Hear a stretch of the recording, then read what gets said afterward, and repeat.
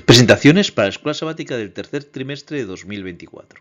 El libro de Marcos. Lección 10 para el 7 de septiembre de 2024. Los últimos días. El versículo para memorizar se encuentra en Marcos 13, 26 y 27. Entonces verán al Hijo del Hombre que vendrá en las nubes con gran poder y gloria. Entonces Él enviará a sus ángeles y juntará a sus elegidos de los cuatro vientos, desde el extremo de la tierra hasta el extremo del cielo.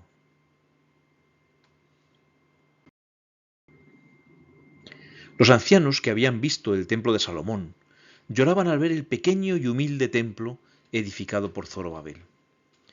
En el año segundo de su venida a la casa de Dios en Jerusalén, en el mes segundo, comenzaron Zorobabel hijo de Salatiel, Yesúa hijo de Josadac, y los otros sus hermanos, los sacerdotes y los levitas, y todos los que habían venido de la cautividad a Jerusalén, y pusieron a los levitas de 20 años arriba para que activasen la obra de la casa del Señor.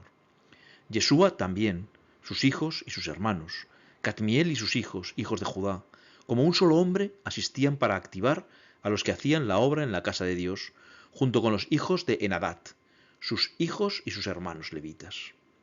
Y cuando los albañiles del templo del Señor echaban los cimientos, pusieron a los sacerdotes vestidos de sus ropas y con trompetas, y a los levitas hijos de Asaf con címbalos, para que alabasen al Señor, según la ordenanza de David, rey de Israel. Y cantaban, alabando y dando gracias al Señor y diciendo, porque Él es bueno, porque para siempre es su misericordia sobre Israel. Y todo el pueblo aclamaba con gran júbilo, alabando al Señor, porque se echaban los cimientos de la casa del Señor. Y muchos de los sacerdotes, de los levitas y de los jefes de casas paternas, ancianos que habían visto la casa primera, viendo echar los cimientos de esta casa, lloraban en alta voz, mientras muchos otros daban grandes gritos de alegría. Y no podía distinguir el pueblo el clamor de los gritos de alegría de la voz de lloro, porque clamaba el pueblo con gran júbilo y se oía el ruido hasta de lejos. Herodes el Grande quiso reconciliarse con los judíos reformando ese humilde templo. Hizo de él la maravilla arquitectónica que los discípulos alabaron ante Jesús. Pero Jesús vio más allá de esas lujosas piedras, ese magnífico oro y esa maravilla visual. Vio ejércitos romanos destruyendo todo a su paso. Vio el lugar edificado para la gloria de Dios, arrasado por la maldad del pueblo de Dios. Al mostrar esa realidad, la mezcló con la visión de la bendita esperanza. Un día Jesús vendrá para acabar con la maldad y el pecado. Veremos la destrucción del templo, una chispa de esperanza, preparación para el desastre y la mano destructora.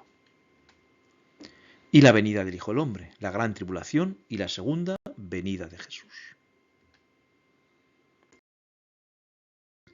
La destrucción del templo. Una chispa de esperanza. Y vino una viuda pobre y echó 2 blancas, o sea, un cuadrante. El templo de Herodes tenía varios atrios.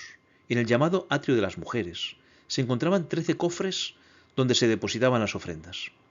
Cada uno de ellos estaba destinado a un objetivo concreto, por ejemplo, comprar leña. Jesús observaba cómo depositaban grandes o pequeñas sumas en esos cofres, cuando fue impresionado por la pequeña ofrenda de una viuda. Estando Jesús sentado delante del arca de la ofrenda, miraba cómo el pueblo echaba dinero en el arca, y muchos ricos echaban mucho. Y vino una viuda pobre y echó 2 blancas, o sea, un cuadrante. Al contrario que los ricos oferentes, esta viuda no deseaba ser alabada. Solo deseaba contribuir a la obra de Dios con lo poco que tenía. Entonces, llamando a sus discípulos, les dijo: de cierto os digo que esta viuda pobre echó más que todos los que han echado en el arca, porque todos han echado de lo que les sobra, pero ésta, de su pobreza, echó todo lo que tenía, todo su sustento. No le importaba la corrupción imperante entre los sacerdotes. Su ofrenda era para Dios, no para los hombres. Jesús iba a anunciar en breve la destrucción del templo a causa de la corrupción y la maldad de Israel. Pero en medio de la maldad reinante, esta viuda representaba a los adoradores sinceros que aún reconocían la santidad del templo como la casa donde Dios deseaba ser adorado. Preparación para el desastre. Y seréis aborrecidos de todos por causa de mi nombre, mas el que persevere hasta el fin, éste será salvo. Subiendo el monte de los olivos, un discípulo llamó la atención de Jesús acerca del magnífico templo de Herodes. Saliendo Jesús del templo, le dijo a uno de sus discípulos: Maestro, mira qué piedras y qué edificios. Su respuesta dejó a todos atónitos. Jesús respondiendo le dijo: ¿Ves estos grandes edificios? No quedará piedra sobre piedra que no sea derribada. Y se sentó en el monte de los olivos frente al templo, y Pedro, Jacobo, Juan y Andrés le preguntaron aparte: Dinos, ¿cuándo serán estas cosas? ¿Y qué señal habrá cuando todas estas cosas hayan de cumplirse? Ante la pregunta de los hermanos pescadores, Jesús dividió su respuesta en estas tres fases. La primera, la importancia de la predicación del Evangelio y sus consecuencias. La segunda, las señales de la destrucción del templo. Y en tercer lugar, las señales del fin del mundo. En la primera fase, Jesús indicó que pronto surgirían y seguirán surgiendo falsos cristos que presentarán un evangelio falseado. Jesús respondiéndoles comenzó a decir: Mirad que nadie os engañe, porque vendrán muchos en mi nombre diciendo yo soy el Cristo, y engañarán a muchos. Estos generarán turbulencias, pero aún no es el fin. Mas cuando oigáis de guerras y de rumores de guerras, no os turbéis, porque es necesario que suceda así. Pero aún no es el fin, porque se levantará nación contra nación y reino contra reino, y habrá terremotos en muchos lugares, y habrá hambres y alborotos. Principios de dolores son estos. Antes de la destrucción del templo, el Evangelio fue predicado en todo el mundo conocido, y hasta que Jesús venga, debemos estar preparados para presentar nuestra fe con claridad, sin importar las consecuencias. Pero mirad por vosotros mismos, porque os entregarán a los concilios y en las sinagogas os azotarán, y delante de gobernadores y de reyes os llevarán por causa de mí, para testimonio a ellos. Y es necesario que el Evangelio sea predicado antes a todas las naciones.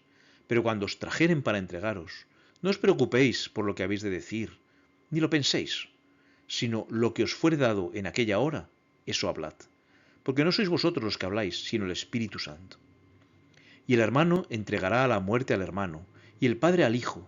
Se levantarán los hijos contra los padres, y los matarán. Y seréis aborrecidos de todos por causa de mi nombre.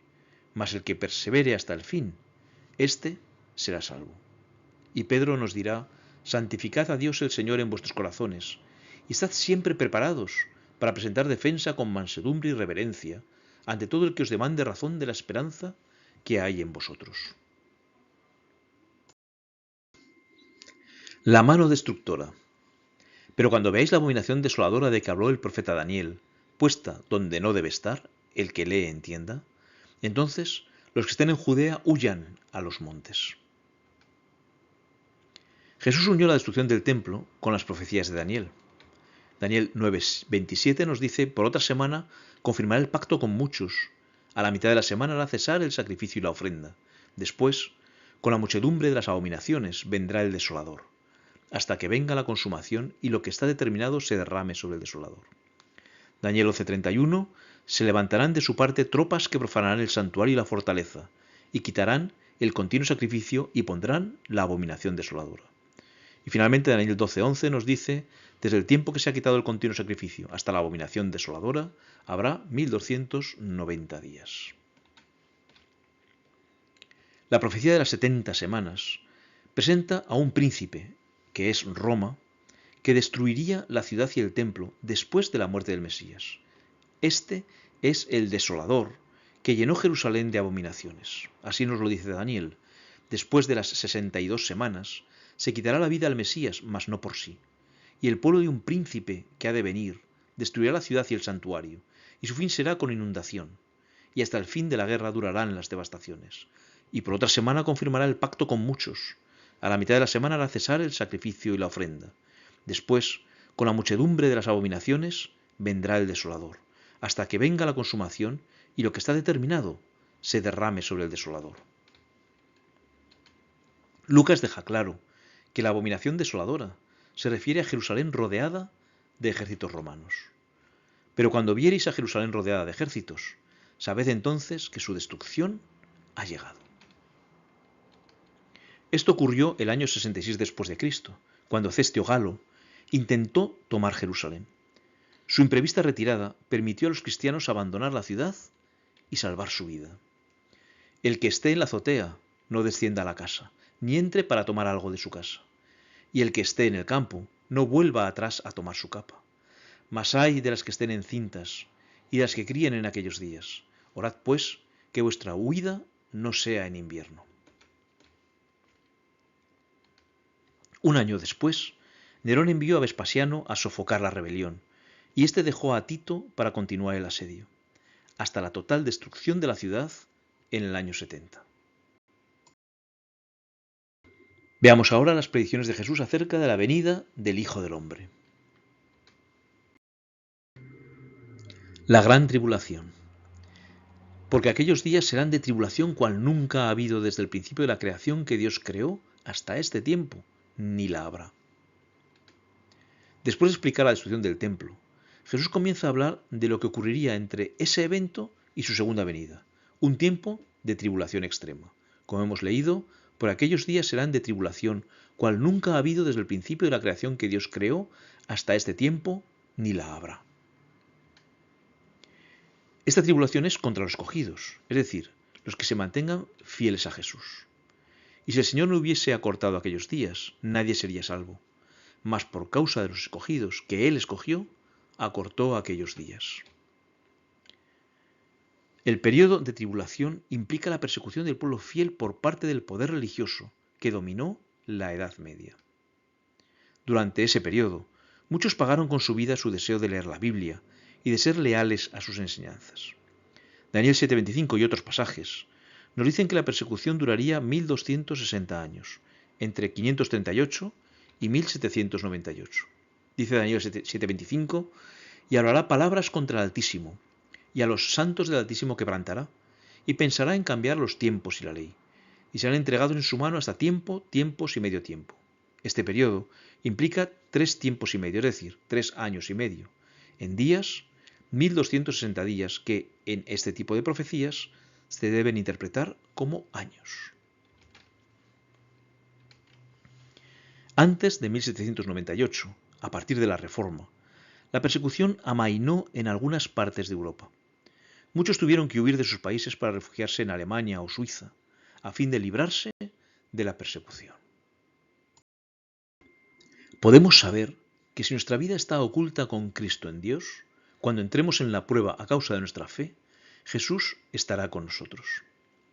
Cuando se nos lleve delante de los dirigentes y los dignatarios para dar razón de nuestra fe, el Espíritu del Señor iluminará nuestro entendimiento y seremos capaces de dar testimonio para la gloria de Dios. Y si somos llamados a sufrir por Cristo, seremos capaces de ir a la prisión confiando en Él como un niñito confía en sus padres. Ahora es el momento de cultivar la fe en Dios. La segunda venida de Jesús. Entonces verán al Hijo del Hombre que vendrá en las nubes con gran poder y gloria. Al acercarse el fin de la tribulación, comenzaron a cumplirse las señales anunciadas por Jesús. Pero en aquellos días, después de aquella tribulación, el sol se oscurecerá y la luna no dará su resplandor, y las estrellas caerán del cielo, y las potencias que están en los cielos serán conmovidas. La primera señal, el oscurecimiento del sol y de la luna, se cumplió el 19 de mayo de 1780. La segunda señal, caída de las estrellas, el 13 de noviembre de 1833. La tercera señal es la conmoción en los cielos.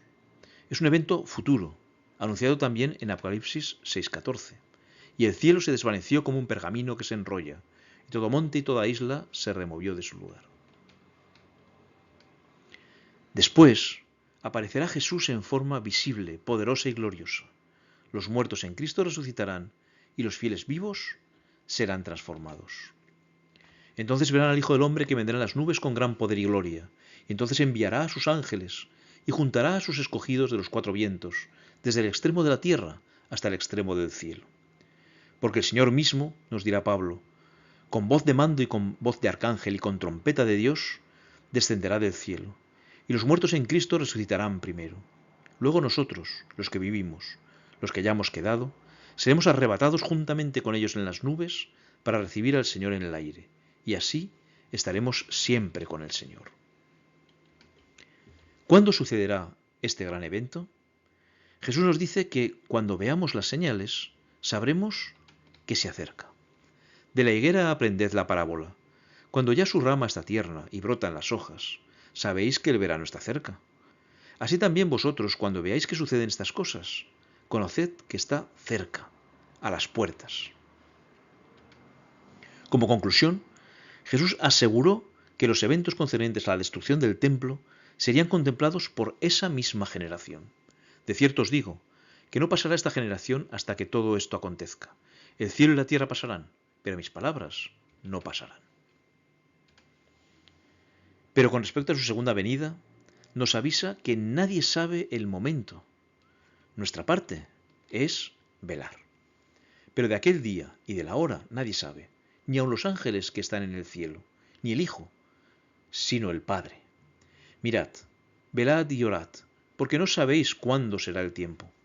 Es como el hombre que yéndose lejos dejó su casa y dio autoridad a sus siervos, y a cada uno su obra. Y al portero mandó que velase. Velad pues, porque no sabéis cuándo vendrá el Señor de la casa, si al anochecer o a la medianoche, o al canto del gallo, o a la mañana, para que, cuando venga de repente, no os halle durmiendo. Y lo que a vosotros digo, a todos lo digo, velad. El momento exacto de la segunda venida de Cristo no ha sido revelado. Jesús dijo, pero el día y la hora nadie sabe. Sin embargo, dio señales de su venida y dijo, cuando veáis todas estas cosas, conoced que está cerca, a las puertas. Puesto que no conocemos la hora de la venida de Cristo, debemos vivir sobria y piadosamente en este mundo, aguardando la esperanza bienaventurada y la manifestación gloriosa de nuestro gran Dios y Salvador Jesucristo.